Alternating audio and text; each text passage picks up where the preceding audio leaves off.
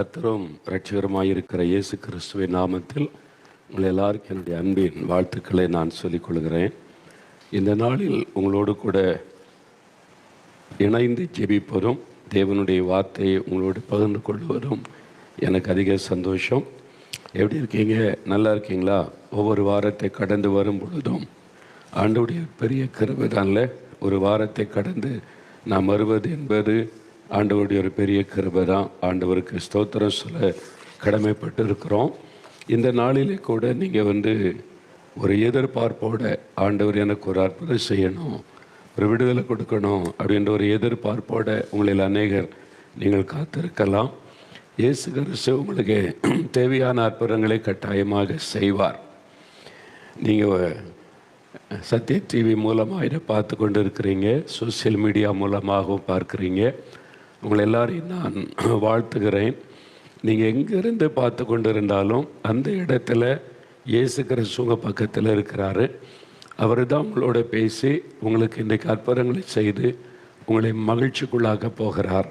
உங்களுடைய துக்கம் சந்தோஷமாய் மாறும். ஏதோ ஒரு காரியம் உங்களை துக்கப்படுத்தி கொண்டு இருக்கலாம். ஆண்டவர் இந்த துக்கத்தை இன்றைக்கு சந்தோஷமாய் மாற்றுவார். நமக்கு இருக்கிற இந்த கொஞ்ச நேரத்தில் தொடர்ச்சியாக நம்ம ஜெபத்தை குறித்து பல காரியத்தை தியானித்து கொண்டே வருகிறோம். நாம் எப்படிலாம் ஜெபிக்கணும் அப்படி சொல்லும்போது இதுவரை 7 காரியத்தை நம்ம தியானித்திருக்கிறோம். 7 காரியங்களை தியானித்திருக்கிறோம். சோர்ந்து போகாமல் ஜெபிக்கணும், அப்புறம் எப்பொழுதும் ஜெபம் பண்ண வேண்டும், பரிசுத்த ஆவிக்குள் ஜெபிக்கணும், தேவனுடைய சித்தத்தின்படி நம்ம ஜெபிக்கணும், உபவாசத்தோடு ஜெபிக்கணும், விழித்திருந்து ஜெபிக்கணும், ஒருமனப்பட்டவர்களாக ஜெபிக்கணும். இதெல்லாம் பைபிளில் இருக்கிற வசனங்கள். அதை வைத்து நம்ம தியானித்தோம்.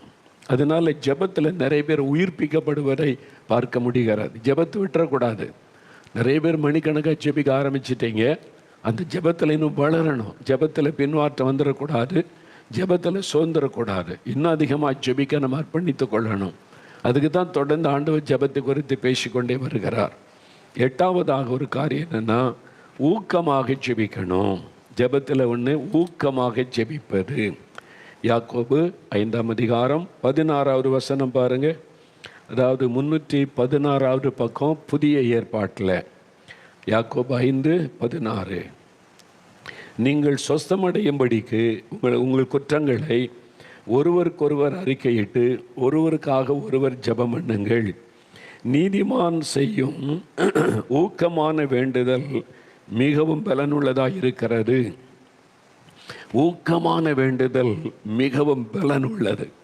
அந்த ஜெபத்திற்கு ஒரு பெரிய வல்லமை இருக்கிறது என்பதாக சொல்லப்படுகிறார். அப்போ ஊக்கத்தோட நாம் ஜெபம் பண்ண வேண்டும் என்பதாய் பார்க்கிறோம். ஜெபிக்கிறவங்க எப்படிப்பட்டவங்களா இருக்கணும்? நீதிமானாக இருக்கணும். நம்ம ஜெபிக்க முழங்கால் படியிட்ட உடனே ஆண்டவர் நம்முடைய வார்த்தைகளை பார்த்து அப்படியே பதில் தருகிறவர் அல்ல. நம்ம ஜெபிக்க முழங்கால் படியிட்ட உடனே அவருடைய கண்கள் நம்மை கவனிக்கிறாரு, நம்முடைய இருதயத்தை சோதித்து அறிகிறாரு. நம்ம எப்படி ஜெபிக்கிறோம்? கடமைக்காக ஜெபிக்கிறோமா? ஒரு பேருக்காக ஜெபிக்கணுமே என்பதற்காக ஜெபிக்கிறோமா? அல்லது உண்மையான ஒரு ஊக்கத்தோட கருத்தாக ஜெபிக்கிறோமா? நம்முடைய இருதயம் எப்படி இருக்குது அப்படிலாம் இயேசு கவனிப்பார். அதெல்லாம் பார்த்துட்டா நம்முடைய இருதயம் சரியாக இருந்தால் தான் அந்த ஜெபத்துக்கு தான் பதில் வரும். அழகான வார்த்தைகளை சொல்வதனால பதில் வராது. அப்போது ஊக்கமாக ஜெபிக்க வேண்டும் என்று வேதம் சொல்கிறார். அதுவும் நீதிமான் தான் அப்படி ஜெபிக்க முடியும். பாவத்தில் இருக்கிற மனிதனால் ஊக்கமாக ஜெபிக்க முடியாது. இப்போ எலியாவை குறித்து வசனம் சொல்லியிருப்பாருங்களேன். யாக்கோபு 5:17-18 வசனம் கீழே பாருங்கள். எலியா என்பவன் நம்மை போல பாடுள்ள மனுஷனாய் இருந்தும் மழை பெய்யாதபடிக்கு கருத்தாய் ஜெபம் பண்ணினான். வசனம் சொல்லுகிறாரு. எலியா எப்படி ஜெபிச்சார்? ஆண்டவரிடத்தில் கருத்தாய் ஜெபம் பண்ணி. he prayed earnestly. சும்மா கடமைக்காக, சரி மழைக்காக ஜெபிக்க சொல்கிறாங்க. ஆண்டவரே உமக்கு சித்தமாக நான் மழையை அனுப்போம் அப்படின்னு ஜெபிச்சுட்டு போகலை. கருத்தாக ஜெபிக்கிறார், ஊக்கத்தோட ஜெபிக்கிறார். நீங்கள் அந்த பகுதியை 1 ராஜாக்கள் 18ஆம் அதிகாரத்தின் கடைசி 4-5 வசனத்தில் இருக்குது. கர்மேல் பர்வதத்தின் சிகரத்தில் ஏறி தன்னுடைய முகம் முழங்காலில் பட குனிந்து மழைக்காக ஜெபிக்கிறார். 1 முறை 2 முறை அல்ல, 8 முறை. 8வது முறை தான் மேகம் எழும்பி வருகிற பதிலை பெற்றுக்கொள்ளும் வரைக்கும் ஜெபிப்பது. சும்மா கடமைக்காக ஜெபிச்சுட்டா பதில் வருமா வரலையா அதை பற்றி யோசனையே இருக்காது. நிறைய பேருடைய ஜெபம் வீணாய் போகிறது. நீங்கள் கருத்தா ஜெபிக்காததுனால உங்களுடைய ஜெப நேரம் வீணாய் போகிறது. ஏன்னா ஒரு எதிர்பார்ப்பு இல்லை. அப்போ தேவன் பதில் தருவார் என்று எதிர்பார்த்து அதற்கான பாரத்தோடு ஜெபிக்கிறது தான் கருத்தான ஜெபம், ஊக்கமான ஜெபம். எலியா ஜெபிக்கும் ஒரு மழை வரும், வந்துதான் ஆகணும் அப்படின்னு தொடர்ந்து திரும்ப திரும்ப திரும்ப ஜெபம் பண்ணி மேகம் எழும்பி வருகிறது, பெருமழை இரைச்சல் கேட்கிறது, அதுவரைக்கும் ஜெபிக்கிறார். அதான் கருத்தான ஜெபம். ஒரு குழந்தை மறித்து போச்சு, எலியா ஜெபிக்கிறார். ஒரு நிமிடம் ஜெபம் பண்ணி பார்த்துட்டு சரி இதுக்கு மேலே ஒன்றும் செய்ய முடியாது, கத்தர் எடுத்துட்டான்னு சொல்லலை. பிள்ளை உயிர் பெறும் வரைக்கும் ஜெபிக்கிறார். அது உயிரோட எழுமணும். அதான் கருத்தான ஊக்கமான ஒரு ஜெபம். அப்போ நம்முடைய ஜெபம் பேருக்காக கடமைக்காக இருக்கக்கூடாது. அதாவது நாம் எப்படி ஜெபிக்கிறோன்னு தேவன் பார்க்குறார்ல, அதில் உண்மையாக உத்தமமாக நம்ம ஜெபிக்கணும். 145 சங்கீதம் 18 வசனத்தில் ஆண்டு சொல்கிறார் பாருங்க. 145 சங்கீதம் 18 வசனம் பாருங்க.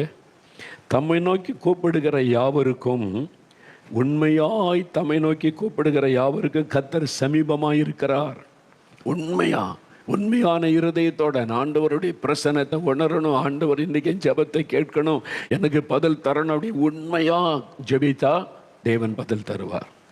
சரி ஜெபிக்க சொல்கிறாங்க, ஜெபிக்கணுமே, கிறிஸ்தவங்களாயிட்டோம், அதனால் ஒரு ஜெபம் பண்ணிடுவோம். ஆண்டவரே இதை செய்யுங்க, உங்களுக்கு சித்தமான அதை செய்யுங்க, இதை செய்யுங்க, அவ்வளோதான் ஜெபம். கடமைக்காக பேருக்காக ஒரு ஜெபம், வழக்கத்தின்படியான ஜெபம். நீங்கள் எப்படி ஜெபிக்கிறீங்க?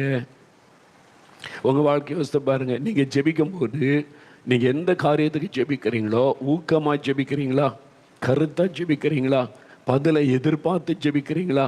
அதுதான் கருத்தான ஜெபம். அப்போ ஆண்டவரிடத்தில் ஒன்று எதிர்பார்த்து ஜெபம் செய்வது.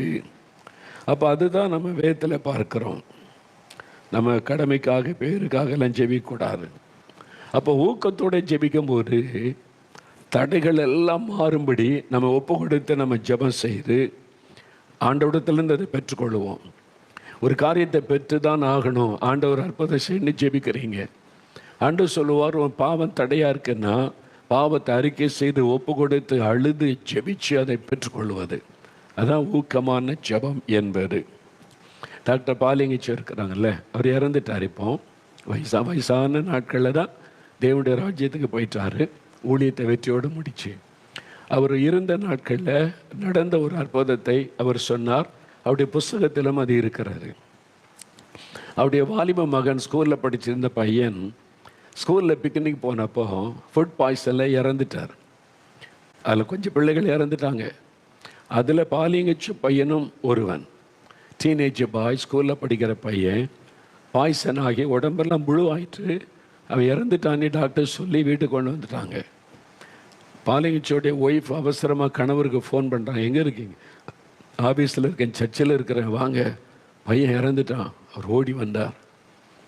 அவர் வந்து பார்த்தா பையன் மரித்து கிடக்கிறான், உடம்பெல்லாம் ப்ளூ கலர் ஆகிட்டு. அவரை தெரிஞ்சுட்டு இனி எந்த ஆஸ்பத்திரி கொண்டு போய் காப்பாற்ற முடியாது. மனைவி சொல்கிறாங்க, பெரிய டாக்டர் இருக்காங்கல்ல, பெரிய ஆஸ்பத்திரி போகலாம், தூங்குங்க, கொண்டு போங்க, என் பையனை காப்பாற்றி கொடுங்கன்றாங்க. அது தாய் பாசம். பையன் இறந்துட்டான். இனி டாக்டர்ஸ் எல்லாம் ஒன்றும் பண்ண முடியாதுன்னு பாலியங்கச்சோக்கு தெரிந்து விட்டது. அவர் என்ன பண்ண, தண்டி பெட்ரூமில் கொண்டு போய் படுக்கையில் வச்சுட்டு கதவை மூடி ஜெபிக்க ஆரம்பித்தார். கதவை மூடி என்ன எல்லாம் அழுகிறாங்க, மனைவி அழுகிறாங்க, அப்புறம் அவருடைய அசிஸ்டன்ட் பாஸ்டர்ஸ் வந்துட்டாங்க, சபை எல்டர்ஸ் வந்துட்டாங்க, எல்லாரும் அழுகிறாங்க.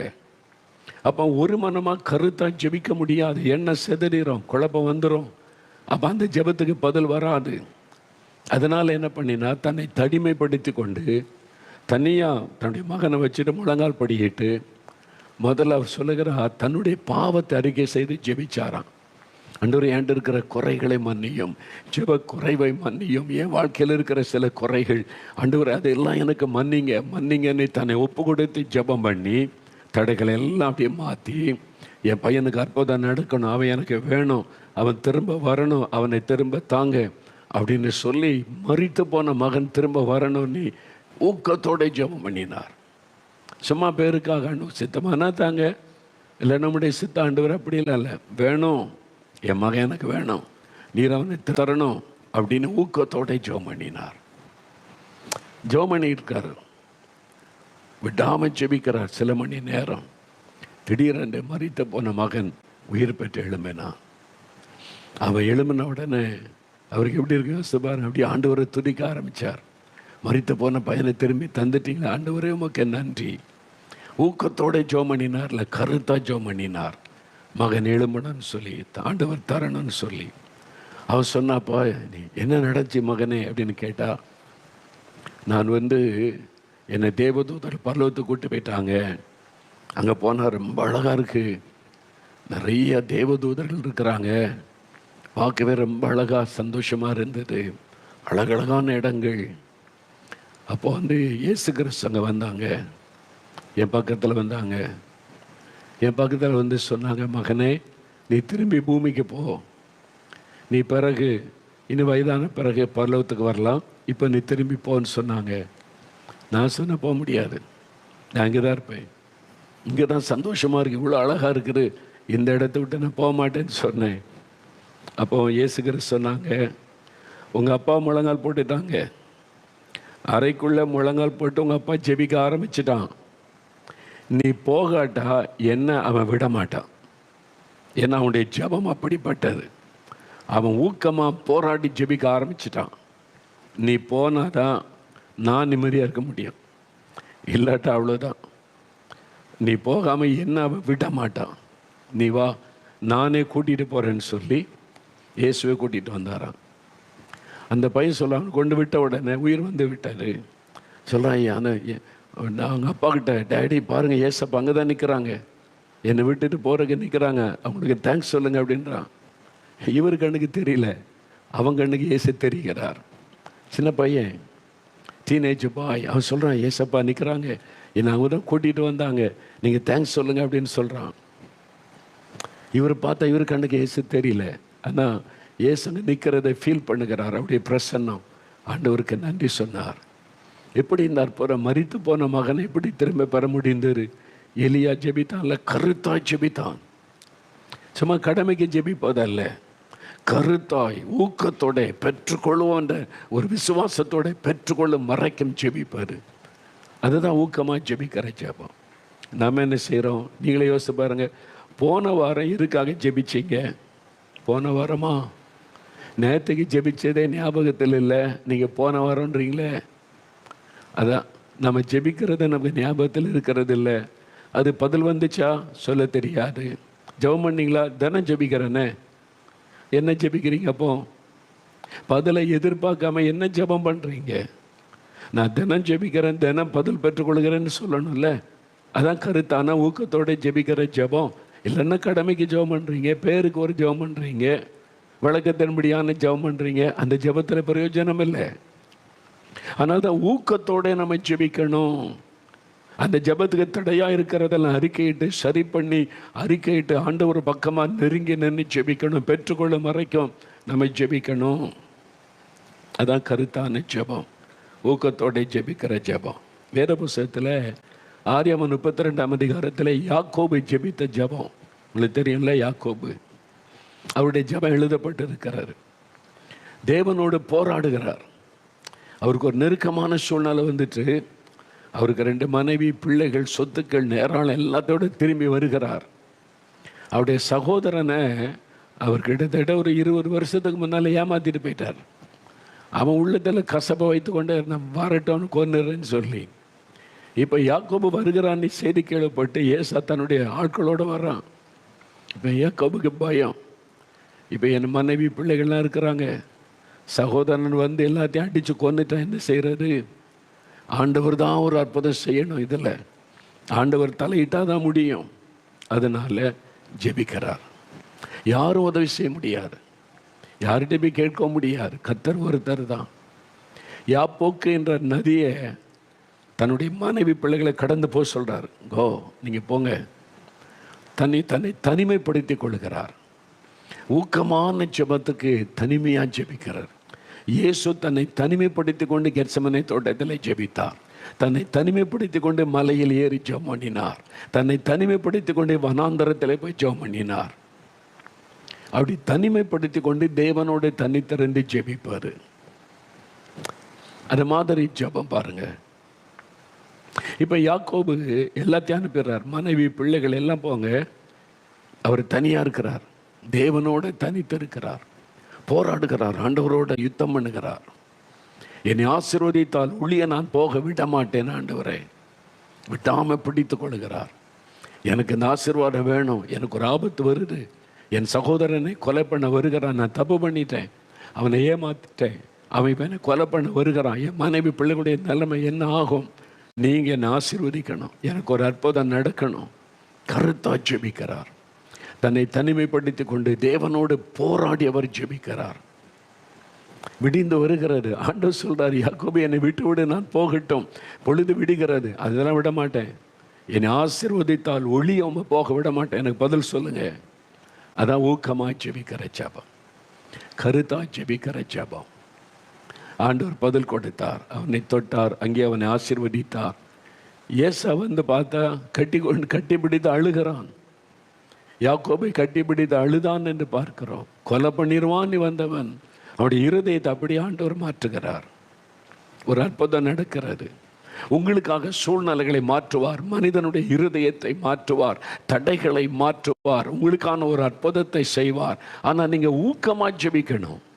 சும்மா கடமைக்கு ஒரு ஜெபம் பண்ணிடுவோமே, ஓகே நம்ம எல்லாம் கிறிஸ்தவர்கள் எல்லாத்துக்கும் ஜெபிக்கணும் ஆண்டு சொல்லி கம் வி வில் ப்ரே அப்படின்னு ஒரு சின்ன உபச்சப் எல்லாத்தையும் ஜெபம் பண்ணிட்டு போகிறது.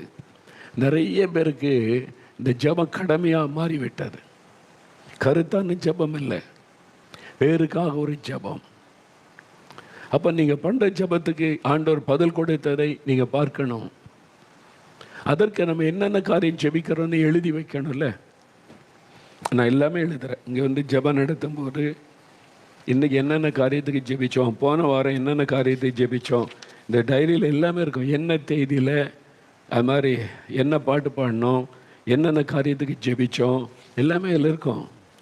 அப்போது இது பார்க்கும்போது ஒரு எதிர்பார்ப்பு, இதுக்கு ஜெபிச்சோமே, ஆண்டவர் என்ன செய்திருக்கிறார், நம்ம நியூசிலாந்துக்காக ஜெபிச்சோமே அங்கே என்ன நடக்குது, ஆஸ்திரேலியாவுக்காக ஜெபிச்சோமே கத்துறாங்க என்ன செய்கிறார், தமிழ்நாட்டுக்காக ஜெபிச்சோமே இங்கே என்ன நடக்கிறது, அந்த எதிர்பார்ப்பு அப்போ தான் வரும். அப்போ நம்முடைய ஜெபம் கருத்துள்ளதாக மாறும். சும்மா ஜெபம் பண்ணிட்டு போவோம் அப்படின்னு போகக்கூடாது. அதுக்கு தான் நான் சொல்கிறேன், ப்ரேயர் டைரி ஒன்றே மெயின்டைன் பண்ணுங்க. டைரியில் எழுதுங்க என்னென்ன காரியத்துக்கு ஜெபிக்கணும்னு, அதை வச்சுக்க ஜெபம் பண்ணுங்க. தினந்தோறும் அதை சொல்லி சொல்லி ஜெபிக்க ஒரு இங்கே கருத்தாக ஜெபிக்க ஆரம்பிச்சிருவீங்க, எதிர்பார்ப்போடு ஜெபிக்க ஆரம்பிச்சிருவீங்க. எப்போ எனக்கு எதுக்கு பதில் வரும்ன்றது எதிர்பார்ப்பு வந்துடுமா, உங்களுடைய ஜெபம் வித்தியாசமாக மாறிடும். அதான் கருத்தான ஜெபம். யாக்கோபு தனித்திறந்து ஜெபித்தார்ல, அதே மாதிரி தான் லூக்கா 6:12 இயேசு கிறிஸ்து ஒரு மலையின் மீது ஏறி ராத்திரி முழுவதும் தனிமையாக இருந்து ஜெபித்தார். தன்னை செப்பரேட் பண்ணுகிறார், பிரித்து கொள்ளுகிறார். நான் போய் ஜெபிச்சுட்டு வரேன், நீங்கள் அங்கே இருங்க, தனிமையாக போய் பிதாட்ட பேசுகிறார். லூக்கா 5:16 வாசிக்கும் போது இயேசு வனாந்தரத்தில் போய் தனித்து ஜெபம் பண்ணி கொண்டிருந்தார். ஆனால் தான் ஆண்டவர் ஜெபத்துக்கு குறித்து சொல்லும்போது மத்தேயு 6:6 நீங்கள் உங்கள் அறை வீட்டுக்குள்ளே போய் கதவை மூடி பிதாவுக்கு தெரியும்படி ஜெபம் பண்ணுங்கன்னு சொல்லுகிறார். தானியேல் 6:10 வாசிக்கும் போது தானியேலும் தினம் 3 வேளை பலகணிகள் திறந்திருக்க எருசலேமை பார்த்து தன்னுடைய அறைக்குள்ளே ஜெபம் செய்கிறார். அதை நம்ம பார்க்கிறோம். அதனால் நாம் ஜெபிக்கும் போது கருத்தாக ஜெபிக்கணும், எதிர்பார்ப்போடு ஜெபிக்கணும். அது ரொம்ப முக்கியம். அப்போ நீங்கள் என்னென்ன காரியத்துக்கு ஜெபிக்கிறீங்க? கணவர் ரட்சிக்கப்படணும், பிள்ளைகள் ரட்சிக்கப்படணும், பிள்ளைகளுக்கு திருமண காரியம் நடக்கணும், எங்கள் கடன் பிரச்சனை மாறணும், இந்த வழக்குக்கு ஒரு முடிவு வரணும், ஒரு வீடு கட்டணும், என்னுடைய பிஸ்னஸ் ஆசீர்வதிக்கப்படணும், பிள்ளைகளுக்கு நல்ல திருமண வாழ்க்கை அமையணும், குழந்தை செல்வம் வேணும், ஏதோ ஒரு தேவை இருக்குல்ல. அதுக்காக எப்படி ஜெபிக்கிறீங்க? கருத்தாக ஜெபிக்கணும், ஊக்கத்தோட ஜெபிக்கணும். சிலர் தன்னுடைய காரியம்னா ரொம்ப கருத்தாக ஜெபிப்பாங்க, எனக்காக என் குடும்பத்துக்காக அப்படின்னு கருத்தாக ஜெபிப்பாங்க. ஆனால் மற்றவங்களுக்காக ஜெபிக்கும் போது கடமைக்கு ஒரு ஜெபம், சரி ஜெபிக்க கேட்டுக்கொண்டாங்க, ஆண்டவரே அவங்கள ஆசீர்வதிங்க, அற்புதம் செய்யுங்க, அவ்வளோதான். நமக்கு நம்ம எவ்வளோ ஊக்கமாக கருத்தாக ஜெபிக்கிறோமோ அதே மாதிரி மற்றவங்களுக்காக ஜெபிக்கணும். அதுவும் தேசத்துக்காக எழுப்புதலுக்காக தேச ரட்சிக்கப்பட ஜெபிக்கும் போது ஏனோ தானே ஜெபிக்கக்கூடாது, கருத்தாக ஜெபிக்கணும். சிலர் தனக்குடைய காரியத்துக்கு மட்டும் ரொம்ப சின்சியராக ஜெபிப்பாங்க, கவனமாக இருப்பாங்க. ஆனால் மற்றவங்களுக்காக தேசத்துக்காக ஜெபிக்கும் போது ஏனோ தானே ஜெபிக்கிறாரு, கருத்து இல்லாமல் ஒரு எய்ம் இல்லாமல் ஜெபம் செய்வது. நாம் அப்படி இருக்கக்கூடாது. நாம் மற்றவங்களுக்காக ஜெபிக்கும் போதும் கருத்தாக ஜெபிக்கணும். பாருங்க, நம்ம இயேசுடிக்கிறார் ஊழியம் ஒரு ஜெபக்குழுவை ஆரம்பிக்கப்பட்டார் 1978 அக்டோபர் 2 அப்போ தான் ஜெபக்குழு. அன்றைக்கி கவர்மெண்ட் ஹாலிடேயில் ஒரு ஆரம்பித்தோம். தினந்தோறும் கூடி இந்தியாவுக்காக ஜெபிக்கிறார். இந்திய எழுப்புதலுக்காக, இந்திய மக்கள் ரட்சிக்கப்பட தினமும் கூடி 2 மணி நேரமாவது ஜெபிக்கணும். ரெகுலராக ப்ரேயர். இந்தியாவில் எழுப்புதல், இந்திய மக்கள் ரட்சிக்கப்பட 78 ஜெபிக்கிறோம். கிட்டத்தட்ட 46 வருஷங்கள். இன்னும் ஜெபத்தை விடலை, சோர்ந்து போயிடலை. நம்ம இத்தனை வருஷம் ஜெபிக்கிறோம், தேவன் பதில் தரல, பதில் தந்து கொண்டு இருக்கிறார். நிறைய ரட்சிக்கப்படுறாங்க, சபைகளுக்கு எழுப்புதல் அக்கினி ஊற்றப்படுகிறது, ஜெபிக்கிறவங்க பெருகிறாங்க, மனம் திரும்புகிறாங்க, காரியம் நடக்கிறது. அப்போ இன்னும் நாங்கள் ஜெபத்தை விடலை. இது அல்ல, முழு தேசமும் மாறுகிற மாற்றம் வரணும், எழுப்புதல் வரணும், அதுக்காக ஜெபித்து கொண்டே இருக்கிறோம். திடீர்னு முழுகிற ஜெபம் வைப்போம், கூடி உட்காந்து ஜெபம் பண்ணுவோம். 3 நாள் உபவாச ஜெபம் வைப்போம், ஜெபம் பண்ணுவோம். 40 நாள் உபவாச ஜெபம் தொடர்ந்து ஜெபிக்கலான்னு சொல்லி வைப்போம். எல்லா ஊழியத்தில் எல்லாருமே அதில் இணைந்து கொள்வாங்க. எல்லாரும் ஒருமனப்பட்டு இணைந்து கருத்தாக ஊக்கத்தோடு ஜெபிக்கும் போது ஊக்கமான ஜெபம் மிகுந்த பலன் உள்ளது. அப்போ நீங்கள் ஜெபிக்கும் போது இயேசுவையே கண் முன்னால் நிறுத்தாமல் ஜெபிக்காதங்க. நிறைய பேர் இயேசுவை மறந்துட்டு ஜெபம் பண்ணுவாங்க. ஜெபம் இருக்கும், ஆனால் இயேசுவை பற்றி சிந்தையே இருக்காது. எத்தனை முறை நீங்கள் அப்படி ஜெபிச்சிருக்கீங்க யோசித்து பாருங்கள். இயேசுவை பற்றி சிந்தையே இல்லாமல் இயேசுக்கிட்ட ஜெபம் பண்ணி இருக்கிறீங்க. ஏன்னா நம்ம வந்து அப்படி பழகிட்டோம். அதனால் கடமைக்காக ஒரு ஜெபம் பண்ணிட்டு போகிறாரு, தப்பு. வசனத்தில் சொல்ல ஊக்கமான ஜெபம், நீதிமான் செய்யும் ஊக்கமான ஜெபம் தான் வல்லமை உள்ளது. மரித்தோரையும் எழுப்பக்கூடிய வல்லமை அந்த ஜெபத்துக்கு உண்டு. அப்படி ஜெபிக்கணும், அந்த மாதிரி நீங்கள் ஜெபிக்கணும். அது வந்து உங்கள் காரியமாக மாத்திரல்ல, தேசம், உங்களுடைய சபை, உங்கள் கிராமம், உங்களுடைய பட்டணம், மற்றவுடைய ரட்சிப்புக்காக அதே மாதிரி கருத்த ஊக்கத்தோடு ஜெபிக்கிறாரு. அந்த ஜெபத்துக்கு ரொம்ப வல்லமை உண்டு. உடனே ஆண்டவர் பதில் கொடுக்கிறதை நீங்கள் பார்க்க முடியும், மாற்றம் வருவதை நீங்கள் பார்க்க முடியும். ஆமாம், நான் இருந்த சபையில் முன்னால், இப்போ நான் நியூ லைஃப் சிஎஸ்ஐ சபை அங்கே தான் போகிறேன். அந்த நாள் ஆரம்ப காலத்துலேருந்து சிஎஸ் சபையில் தான் இருக்கிறேன். ஏன்னு சொன்னால் எனக்கு அப்போ நான் இந்துவாக இருக்கும்போது சபை பிரிவு இதெல்லாம் தெரியாது. அந்த நாள் சென்னையில் இருக்கிற சிஎஸ்ஐ சபைக்கு போயிருந்த ஒரு அண்ணன் வந்து ஜெபிக்கும் போது எனக்கு அற்புதம் நடந்தது. அப்போ அவங்க போன சபை அது, அவங்களோட நான் அந்த சபைக்கு போனேன், ஆராதனையில் பங்கு பெற்றேன். அதிலிருந்து அப்படியே தான் நான் இருக்கிறேன் நான். அப்போ அந்த சபை, எனக்குள்ள சபை இருக்கிறாங்க. முதல்ல நான் இருந்த சபையில் வந்து சில காரியங்கள் வசனத்துக்கு போகிறம்பா தேவனை துக்கப்படுத்துகிற காரியம் இருந்தது. அதை அறிந்து எனக்கு ரொம்ப துக்கம். அதனால் நேரில் சொல்லிட்டேன், இது ஆண்டவருக்கு சித்தம் இல்லை, இதை செய்யக்கூடாது சபைக்குள்ளே, இது தப்பு வசனத்தின்படி. நாங்கள் இவ்வளோ காலமாக செஞ்சுக்கிட்டு வர்றோம், இத்தனை காலமாக நாங்கள் செய்கிறோம் அப்படின்னு சொல்லி அதை யாரும் பெருசாக எடுக்கலை. ஆனால் அது ஆண்டவரை துக்கப்படுத்துகிற விஷயம்னு எனக்கு தெரியும். நான் மறுபடியும் சொல்கிறேன், கேட்கல.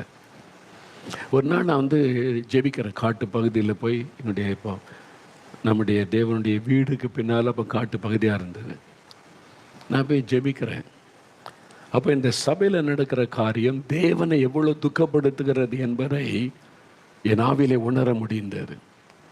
உடனே நான் கண்ணீர் விட்டு அழுது, ஆண்டவரை எங்கள் சபையில், நான் போகிற சபையில் இந்த தப்பு நடக்குதே, உங்களை துக்கப்படுத்துகிறாங்க, உங்களை அவமானப்படுத்துகிறாங்க, உங்களுடைய மனதை காயப்படுத்துகிறாங்களே, இதை மாற்றுங்க ஆண்டவரை, மன்னிச்சிருங்க ஆண்டவரை, இந்த பாவத்தை அப்புறப்படுத்திடுங்க ஆண்டவரை. நீ அழுதுற, கண்ணில் கண்ணீர் வருது, அழுது நான் ஜெபிக்கிறேன். அன்னைக்கு காலையில் ஜெபிச்சிருக்கிறேன்.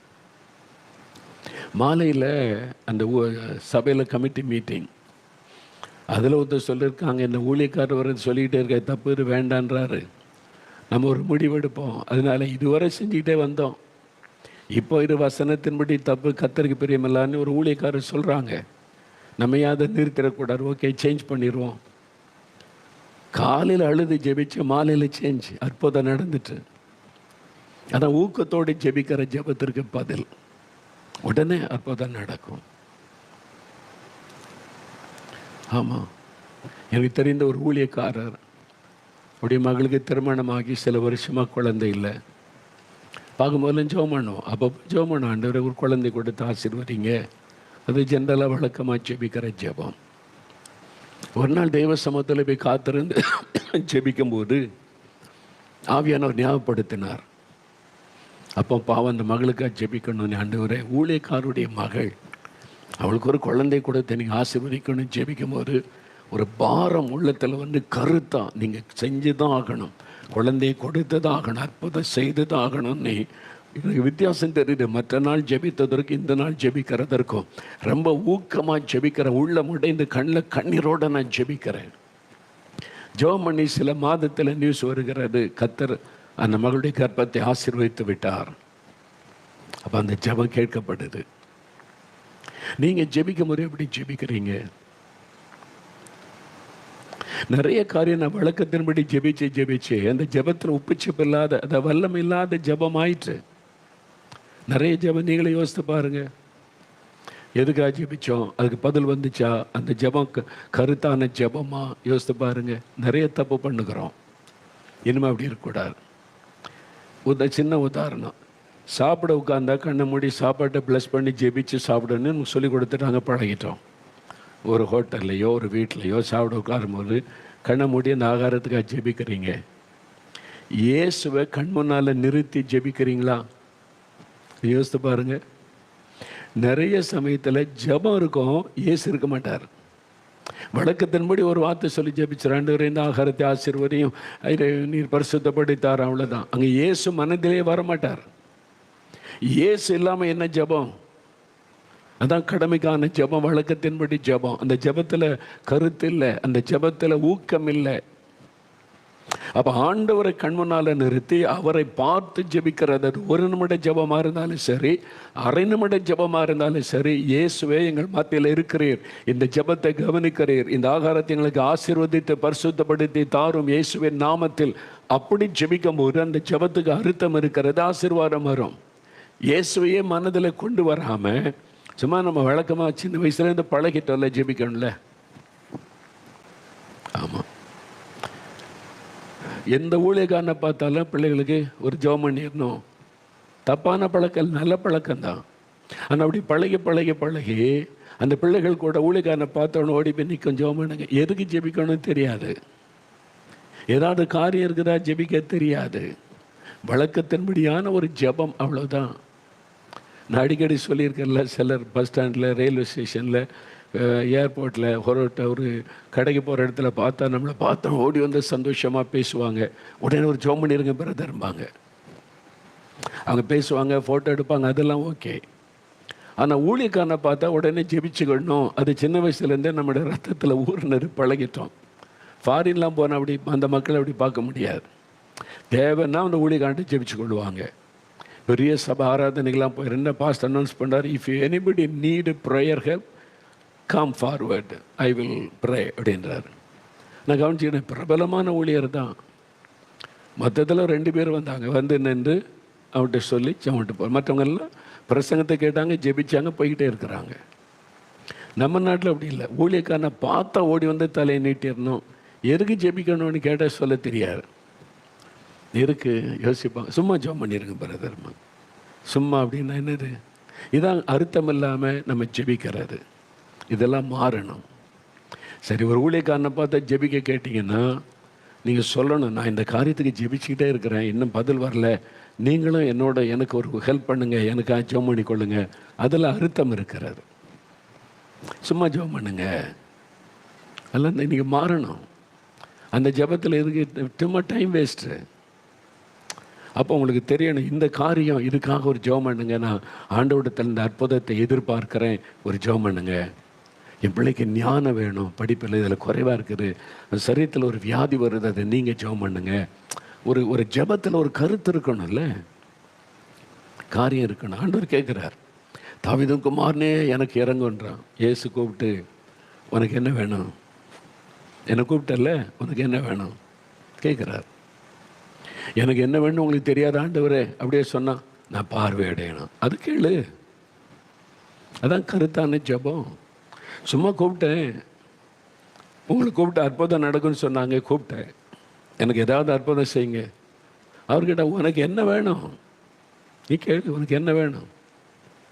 அப்போ நம்முடைய ஜெபத்தில் ஒரு கருத்து இருக்கணும், ஒரு ஊக்கம் இருக்கணும். அப்போ ஊக்கத்தோட எஃபெக்டிவாக பெற்றுக்கொள்ளக்கூடிய அந்த விசுவாசத்தோட கருத்தாக ஜெபிக்கணும். அந்த ஜெபந்தான் வல்லமை உள்ளது. இன்றையிலிருந்து நம்முடைய ஜெப நேரத்தில் எப்பவும் இயேசுவை கண்முன்னால் நிறுத்தி ஜெபிக்கணும். நீ ஒரு தண்ணிக்காக ஜெபிச்சு குடித்தா கூட இயேசு மனதில் நிற்கணும். அவர் என் நினைவுகளை கவனிக்கிறார். இயேசுவே உமக்கு ஸ்தோத்திரம், இந்த தண்ணிக்காக இது எனக்கு ஆசீர்வதித்து கொடும். அப்போ அவர் உங்கள் முன்னால் இருக்கிறதே நீங்கள் ஃபீல் பண்ணுவீங்க. அப்படி பேசி பழக. சும்மா கடமைக்கு உதட்டில் ஜெபம் பண்ணிட்டு டைம் வேஸ்ட் பண்ணாதங்க. அதனால் ஆண்டவரே, நான் இனி கருத்தாக ஜெபிக்கணும். இனி கடமைக்கு பேருக்கு இதெல்லாம் ஜெபிக்கூடாது. கருத்தாக ஜெபிக்கணும், ஊக்கத்தோடு ஜெபிக்கணும், பெற்றுக்கொள்ளணும், விசுவாசத்தோடு ஜெபிக்கணும். என்னை ஒப்பு கொடுக்குறேன்னு சொல்லுங்கள். அப்படி இருதயத்தில் கை வைங்க, கை வைங்க. ஜெபம் பண்ணுங்க. ஆண்டவர், இனி கடமைக்கான ஜெபம், சும்மா பேருக்காக ஜெபம், ஆண்டவர் உப்பு ஜெபம் இல்லாத ஒரு ஜெபம், வல்லம் இல்லாத ஜெபம், ஒரு அர்த்தம் இல்லாத ஜெபம்லாம் நான் பண்ணக்கூடாது. நான் இன்னை ஜெபம் பண்ணால் கருத்தாக ஜெபிக்கணும், ஊக்கத்தை ஜெபிக்கணும், பெற்றுக்கொள்ளும் வரைக்கும் ஜெபிக்கணும், பெற்றுக்கொண்ட நிச்சயம் மறுமறைக்கும் ஜெபிக்கணும், கருத்தா நான் ஜெபிக்கணும். என்னை கிருபத்தாங்க, கிருபத்தாங்க, கிருபத்தாங்க. என் நேரத்தை நான் வீணாக்கி கொண்டு இருக்கிறேன், அதை எனக்கு மன்னியும். இனி அப்படிப்பட்ட ஜெபம் செய்யாதபடி ஊக்கத்தோட கருத்தாக ஜெபிக்க என்னை ஒப்பு கொடுக்கிறேன். நான் பெற்றுக்கொள்வேன் என்று விசுவாசிக்கிறேன். இன்றைக்கு இந்த காரியத்தில் ஒரு அற்புதம் நடக்கணும்னு நான் ஜெபிக்கிறேன். இயேசுவின் நாமத்தில் எனக்கு செய்யும். இயேசுவின் நாமத்தில் பெற்றுக்கொள்கிறேன். ஆமேன், ஆமேன். என் ஆத்துமாவே கர்த்தரை சோஸ்தரி, என் முழு உள்ளமையுடைய பரிசுத்தமுள்ள நாமத்தை சோஸ்தரி. என் ஆத்துமாவே கர்த்தரை சோஸ்தரி, அவர் செய்த சகல உபகாரங்களை மறவாதே. ஆமேன், ஆமேன்.